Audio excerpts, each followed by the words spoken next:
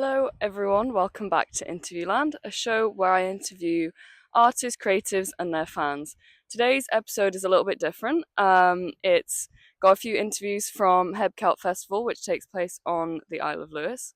That's short for the Hebridean Celtic Festival. So there'll be interviews with three artists. Their names are Iona Mairead, Lara Silverstone, and Josie Duncan. So I hope you all enjoy it. I'm Annie Barber, and yeah, I think that's everything.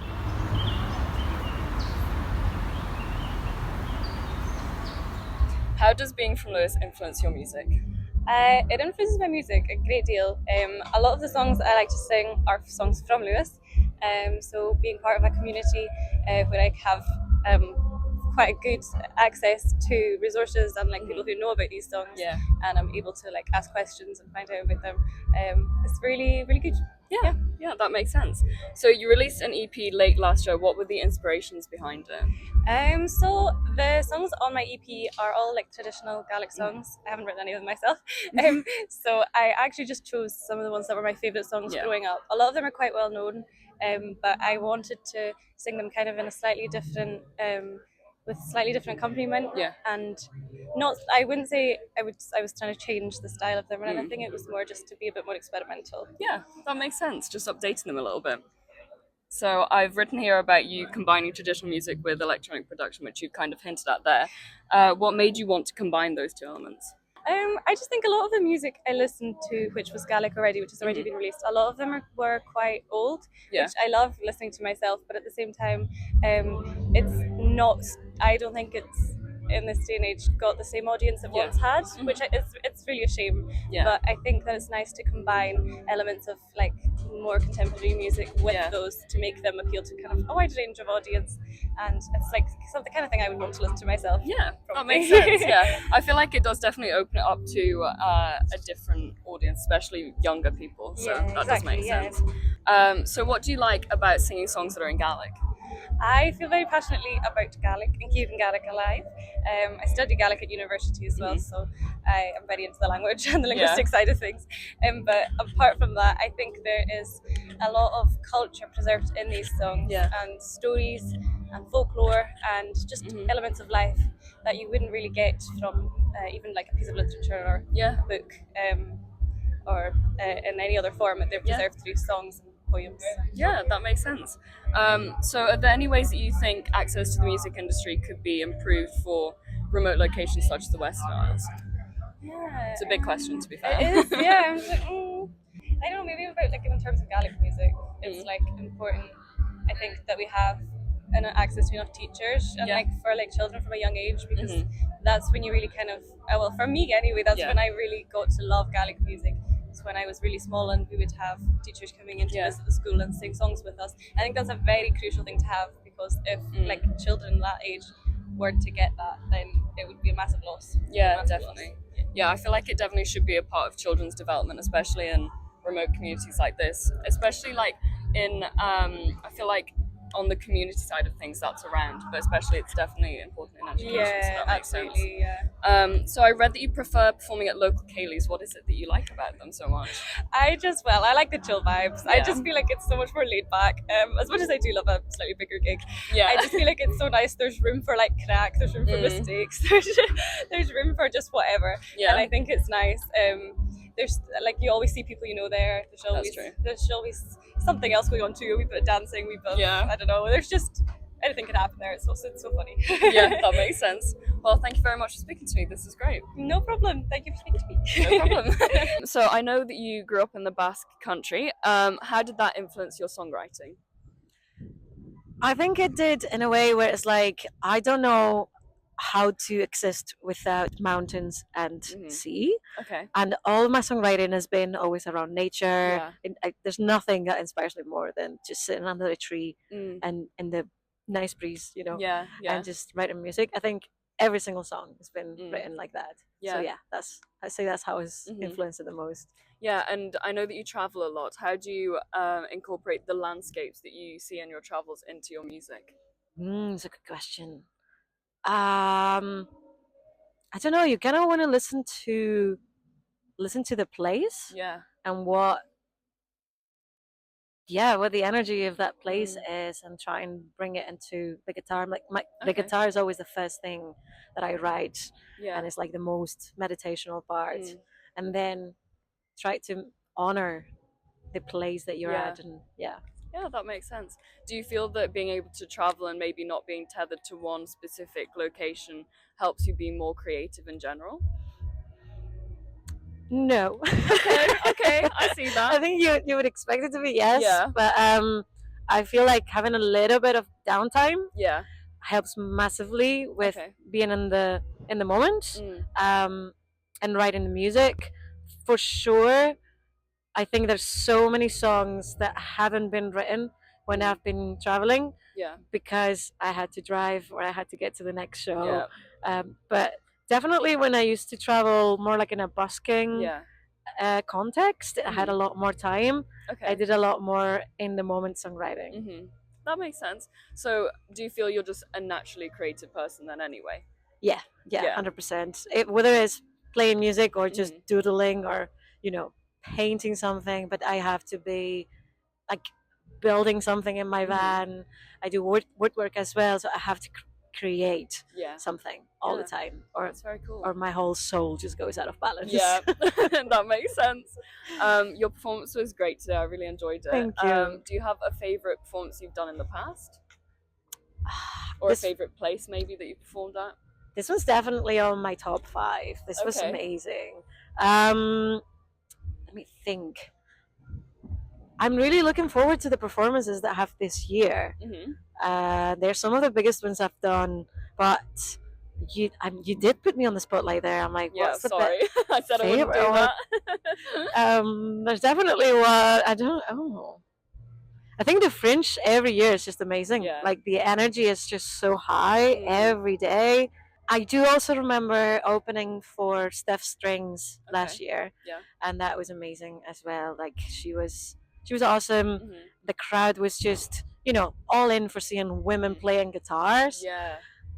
So yeah, it was fantastic. And I also played with Kim Churchill last year, and it was like he has such a beautiful energy that just playing with him on stage together was just like a trip. Yeah. It was just beautiful. So nice. Fantastic time. Yeah, that's interesting. Speaking of energy, you have a very good way of controlling the crowd. Is that something you've learned along the way, or is that just again something that comes naturally to you? It did not come naturally to me.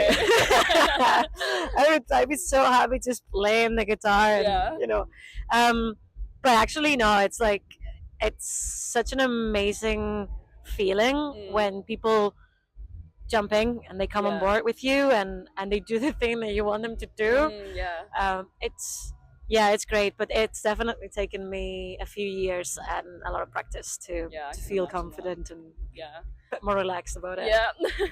Well, you've definitely got there in the end, I would say, from seeing your performance earlier. Thank you. I wanted to ask about your album that you recently released. So it's called Heartwood. Yeah. What were your main influences for that album specifically?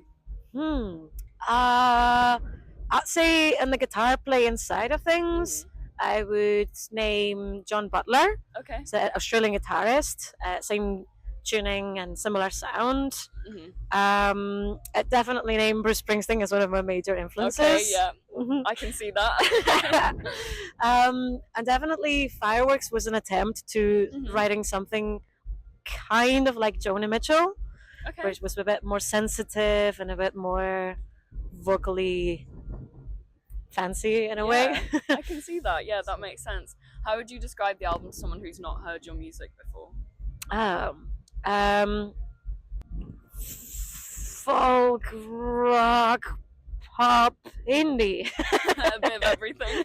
Yeah, I love that. it's hard to tell. Yeah, that's good though. I feel like you've covered all bases there, so yeah, it's something for everyone. I think I'd say when I did the album, like I tried to design it in a way where songs are paired up in genres. Okay. So there's a couple of songs that are kind of like jazzy, bit like Nora John style. Then there's a couple of songs that are more like Bruce, a bit more pop rock. And so they're all paired up. So there's definitely something for everyone in there. And I really wanted to do multi-genre because I think we need variety. Yeah, we do for sure. Well, that was great. Thank you very much for speaking to me. Thanks so much for having me. Thank you. The first question I wanted to ask is about emotions. So you deal with a lot of deep emotions in your music, I would say. How do you tap into that when you're writing songs? Oh, that's a really good question. It's not necessarily a conscious decision. It's just music for me is inherently emotional anyway. So when I hear a chord, kind of, it's as communicative as words could be. So it kind of leads me on to what I could be singing about. Yeah. Bit of a strange answer, but yeah. No, I think that makes sense. Yeah, always been that way. Yeah. Interesting. So what about Scotland and the islands specifically inspires you when writing? I think being from here, it feels so normal when you're growing up, and then when you go away, you realize how different it actually is compared to other people's upbringing. So things like in the city, like when I'm looking at, and I can't really see very far because of the buildings. I really do miss it so much, and for the type of work I do, it would be hard to live up here. Yeah. But part of me really wants to, so I think about it a lot, and I think it does creep into my writing all the time. I find myself writing about the ocean a lot without planning to, or like using metaphors around the ocean and things like that makes sense. So you've previously won the BBC Radio 2 Young Folk Award. How does it feel to have your work recognised like that? Oh, that was amazing. I mean, that was kind of kick-starting me into gigging, so I was so grateful for that. It feels like a lifetime ago now, but it was kind of one of these things I never in my life thought that would happen. Like, we're at the Albert Hall, I was 21, and I was like, what's going on here? But it really helped me step up into gigging. But so I was very grateful for that. So your songs combine Gaelic and English lyrics. Did that come naturally to you when you were writing? Yeah. One of the songs I wrote the most recently is called The Wee Hours. It just came out, and when I was writing the bridge, I wrote it in Gaelic, and I didn't notice I'd done it. So I went back and I was like, oh my word. And that's kind of, and with my pals, we do that quite a lot naturally. Like, we'll speak English and a bit of Gaelic and kind of mix it up. Some people call it Ganglish or co-op Gaelic. So I guess that kind of fed into the song. It was a very natural thing. You know, I've noticed it in the community, and I was also speaking to one of my friends about it recently because she was in a TV show and that was all in Gaelic and English. And a lot of people were commenting on it and saying like, oh, it seems unnatural, it's weird. So natural. But, when if you have two languages, you can use them both. It doesn't have to be one or the other. Like, your brain has both of them right there. Yeah, that makes sense. So are there any ways that you think access to the music industry could be improved for places like the Western Isles? Oh, that's a good question. I think transport costs can be limiting for people sometimes. But one thing I love about Lewis is there's so much happening on the island. Not everywhere has that. Like, not everywhere is as lucky as we are here. So you've got two amazing commercial studios on the island. People always coming up. So I think Lewis is thriving in that way for me. It seems like that anyway from the outside. But I think the ferry costs when they came down, that made a huge difference. And if we could just, it could be more affordable for people to get here, that would be great. Yeah, I agree with that. So you've obviously played gigs here and in Glasgow. What's your favourite place you've managed to travel to because of music? Oh, I went to Austria last year for a gig, and I'm going back this year. I'm very excited about it. So I guess that's next month. It's upcoming, so it's kind of on my mind right now. But it was probably one of my favourite gigs. It was beside this beautiful castle, and it was like a hot sunny day with a wee breeze. That was like a fairy tale. So. Yeah, that sounds amazing. I love that. Well, thanks very much for speaking to me. Thank you. Great.